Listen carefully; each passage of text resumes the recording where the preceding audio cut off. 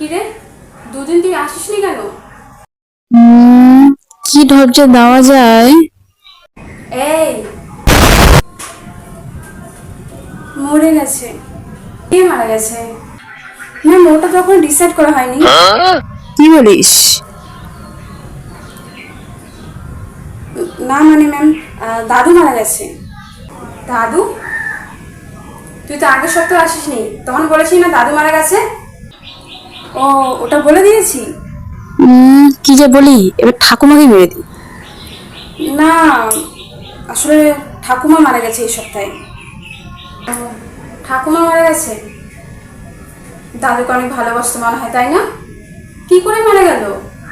কি আর বলবো ম্যাম, ওই দাদু মারা যাওয়ার পর বাড়িতে একদিন টুনেট লাগাতে গেল, তারপরে ঠাকুমারা পাতিয়ে নিভে গেল। অ্যাবসেন্ট নোট এনেছিস?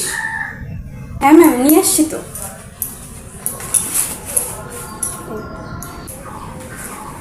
এটা কি? এই ড্যাশটা কিসের জন্য? আসলে আমি অনেক কনফিউজে ছিলাম যে ওই ফাঁকা জায়গাটায় কার নাম দিব।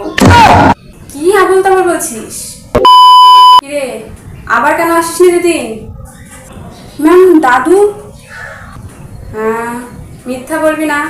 দাদু, তুমি ঠাকুমা। ঠাকুমা, আগের সপ্তাহে দাদু ঠাকুমা কিন্তু চলে গেছে, মিথ্যে চলবে না, সব মনে আছে আমার। আসলে ওদের কথা না অনেক মনে পড়ছে, যদি আজকে ওরা বেঁচে থাকতো। আবারও মেরে দিতাম। না ম্যাম, আমার আসলে অনেক জ্বর ছিল তো, তার জন্য আর কি দুদিন আসতে পারিনি। আবার মিথ্যে?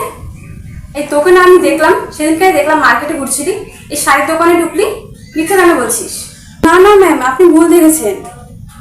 হ্যাঁ, হতেই পারে না ওটা, কারণ আমি তো শাড়ির দোকানে যাইনি, আমি ছিলাম কুর্তির দোকানে।